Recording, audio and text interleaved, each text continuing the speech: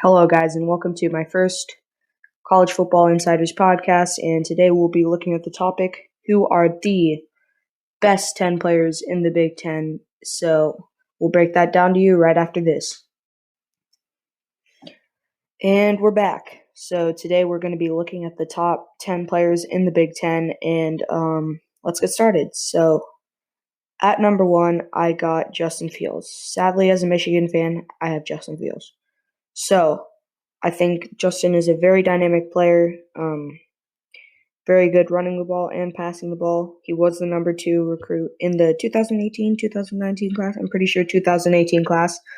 Very good player, very good vision, very high football IQ, and I think he's going to be a great player, and I do not expect him to slow down next year as a football player, and I think he's going to be a very good player. So, on to the next one. I got Micah Parsons. I think he's going to be a very good player. He's a very quick player. He has 4.4 40-yard dash time. He's going to be the biggest asset on this Penn State football team.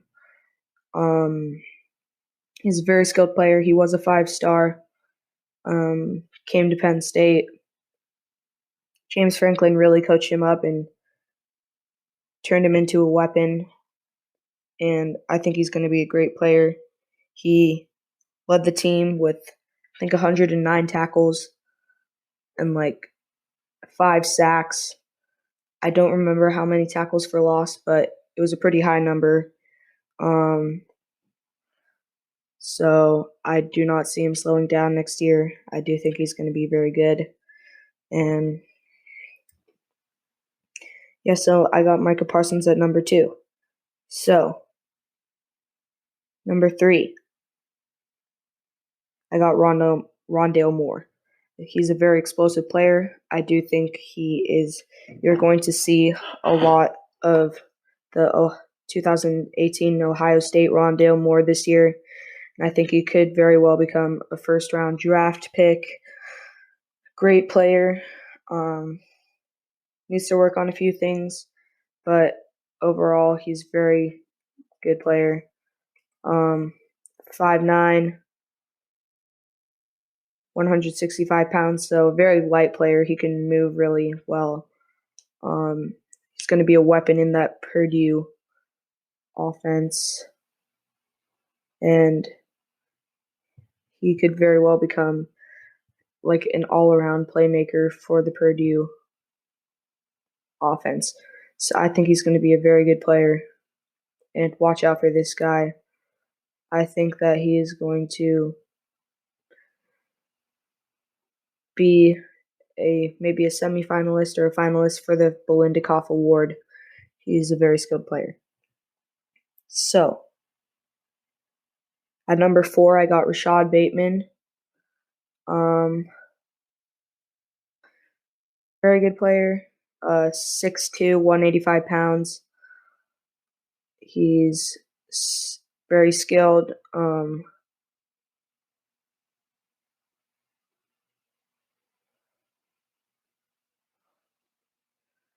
Just looking at his stats here, he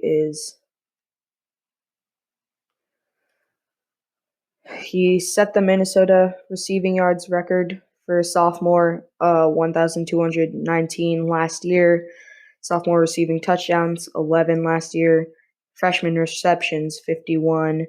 And freshman receiving yards, which was 704 in 2018. It was all Big Ten first team. Big Ten's Ricker Howard Receiver of the Year, Biletnikoff Award finalist. And he has so many accolades. I can read them out, but too long. And very good player. I do think he's going to be a breakout player. He had 1,219 yards last year, and that is very, very good for only a sophomore. Very good. I think he's definitely going to be a day 1 draft pick. He has that potential, and I don't see him slowing down from his momentum that he got last year. So at number 5, I have Chris Olave. Quickly going down the list, Chris Olave is just a beast. He came from a place where I grew up, close to San Diego. Um, he is an underrated Ohio State wide receiver. Definitely more people should know about him than they know about him already. There's just Big Ten fans who know about him, and then not a lot of people know about him. He is going to have a big year next year. I'm thinking over 1,000 yards. Should be a very great compliment to the Ryan Day offense.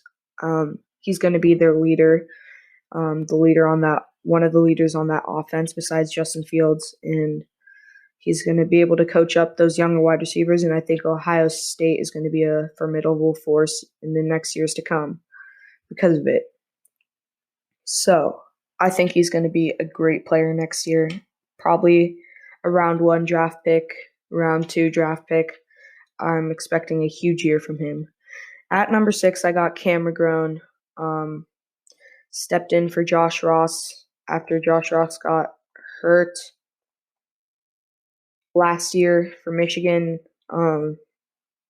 He's 6'1", 205 pounds, so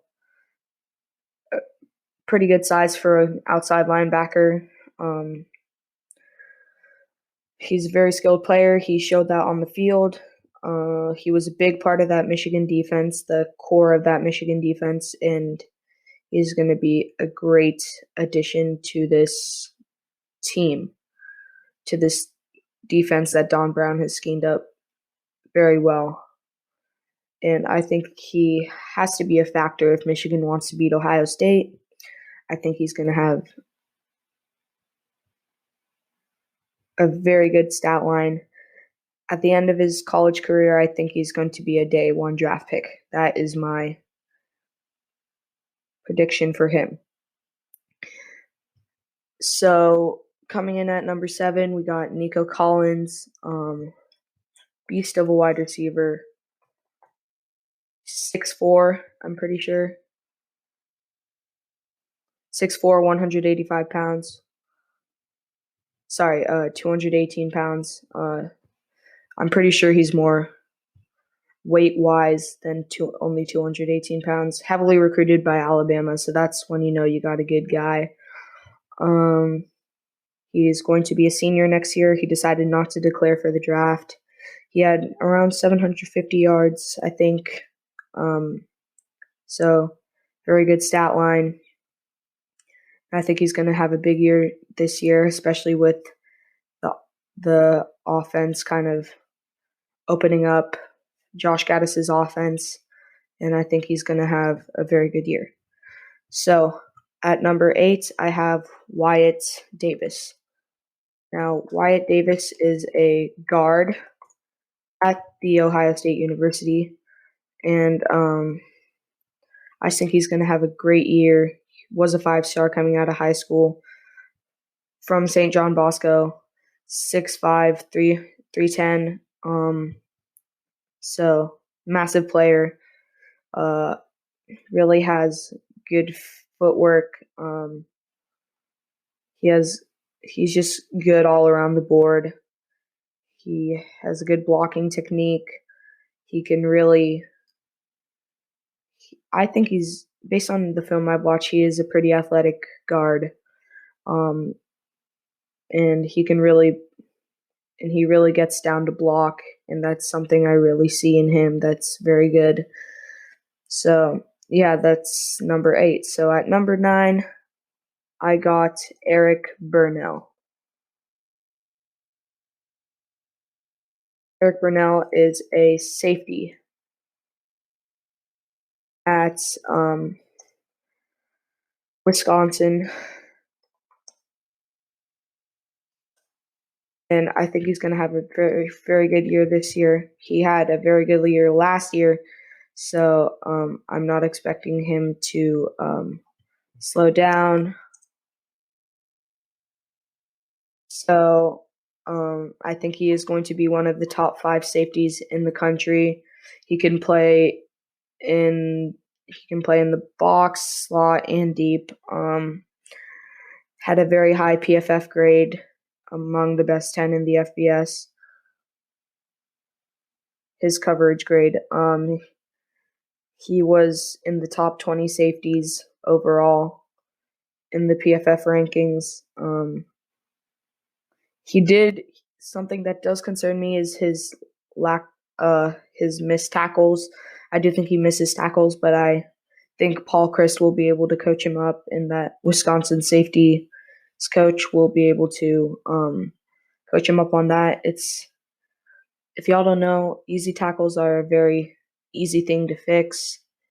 You just need more experience. So I think he is going to get that experience. So at number 10, I have Ronnie Bell, wide receiver, Michigan. He was one of the best, if not the best, Michigan wide receiver last year. He had 700-something yards. He's a very shifty player. He's not the speediest guy. He ran a 4.64 something, 40-yard dash according to my sources. In the spring combine thing, whatever that is.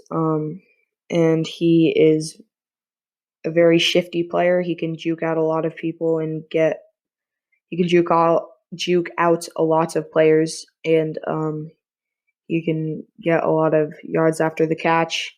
And it's very evident seeing his highlight reel, and he's very good at breaking tackles, and I think he's going to have a big year at Michigan. I do think he's going to declare for the draft after this year, and I just think he's going to be a very good player. Coming out of high school, he wasn't a very highly ranked guy. He was ranked 212th out of wide receivers. He was ranked 1,473rd in the country. I think that's it off the top of my head. And he is a very good player now, and I think Michigan has developed him very well. And then, so I think he's going to be a very good player. I'm thinking that he will get a stat line in the thousands of yards, maybe over 1,000. He and Nico Collins, I think, are going to get over 1,000 yards, which is a very hard task. But I think with the speed and space offense of Josh Gattis, I think they will be able to succeed. So those are my top 10 players in the Big Ten. Thanks for listening, and see you next time.